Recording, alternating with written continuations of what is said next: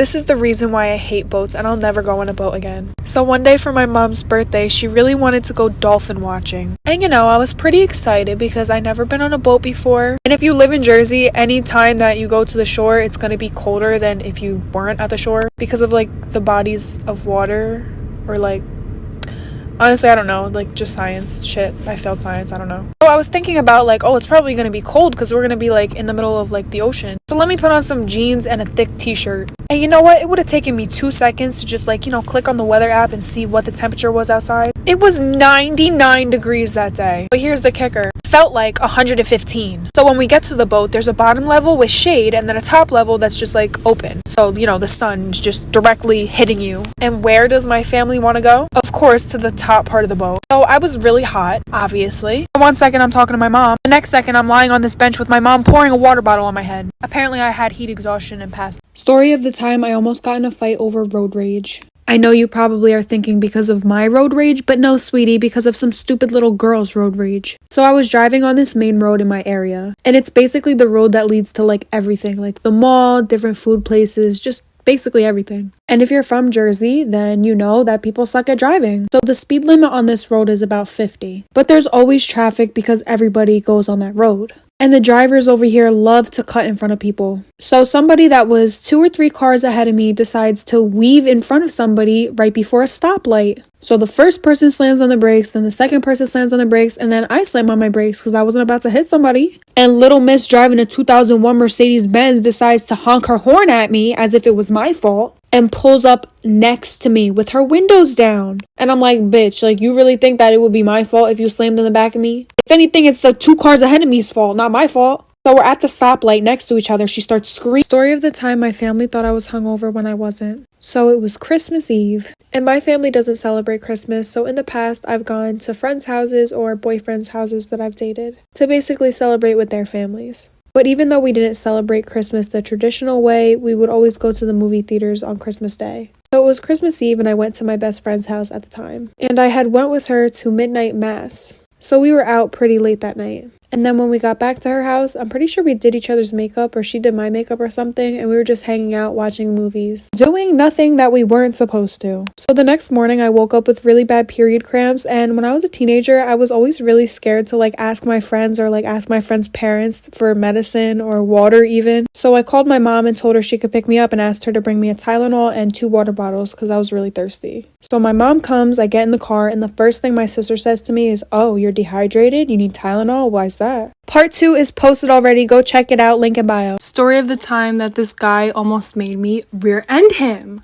And don't mind me being a little bit extra heated for this story time. It's because this literally happened yesterday. So my parents moved to a 55 and up community, which means I'm not surrounded by anyone that's close to my age. So for the most part, when I'm driving in the neighborhood, everybody driving is older. But on this particular day, there just so happened to be somebody that was around my age driving. And the speed limit on our road is 25. And this kid was going 20. And I know it's stupid for me to get mad at this, but I started driving kind of close to him because I wanted him to hurry up because the mall was closing in like an hour. So he brake checks me, not once, but twice. And the second time I honked my horn because I was like, bro, like what is he doing? So he stops his car and pulls down his window when I pull up next to him. And he goes, "Are you going to be this impatient when the cops are coming because you hit the back of my car?" And I was like, brake check me again and I'll break your neck. Thank you. Story of the time me and my friends jumped off a bridge. Part 2. So they eventually convinced me to jump off this bridge. So I stood up on this railing type thing. It was like a ledge and I jumped into the water. And it wasn't like 1, 2, 3, like easy, just jump in. I was literally like so scared. Not gonna lie, it kind of felt good while I was doing it. I was like,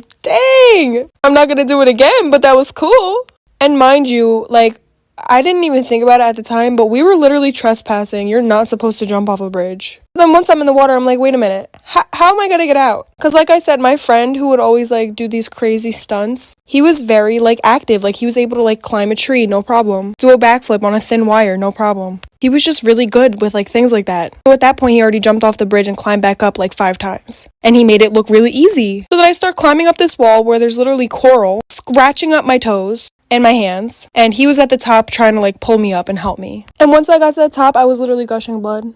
This is a story of the time that I caught my neighbor's mom talking smack about me. So I don't know about you guys, but every single Wednesday in my middle school, we would have a bagel sale. And some people's parents would come in to help out. And my neighbor's mom was one of those parents. And I had a best friend at the time whose mom would also work at the bagel sales. But this best friend of mine, her mom never let us hang out with each other because she felt that I was a bad influence on her. When in reality, it was the complete opposite. She was the one that snuck the boys in her house, if you guys remember that story time, where they peed in a flower pot. So basically her mom wouldn't let us hang out. And sometimes my friend would go with her mom in the morning, basically as a ride to school, and to help out with the bagels too. And one day when she went in with her mom, my neighbor's mom also was there too. So my friend starts eavesdropping into their conversation, and my friend's mom brings me up and says how much of a bad kid I am and a bad influence. And my neighbor's mom was like, "Oh wow, that's my neighbor, like we always suspected something bad about her, our whole entire neighborhood knows this about her," basically making stuff up about me. So then I go home crying, tell my mom. Story time about how I broke up my best friend and his girlfriend. So it was our sophomore year in high school, and my best friend and I had known each other since we were like 8 years old. And I've always had a crush on him. Like anytime he would get a girlfriend, I would try and break them up.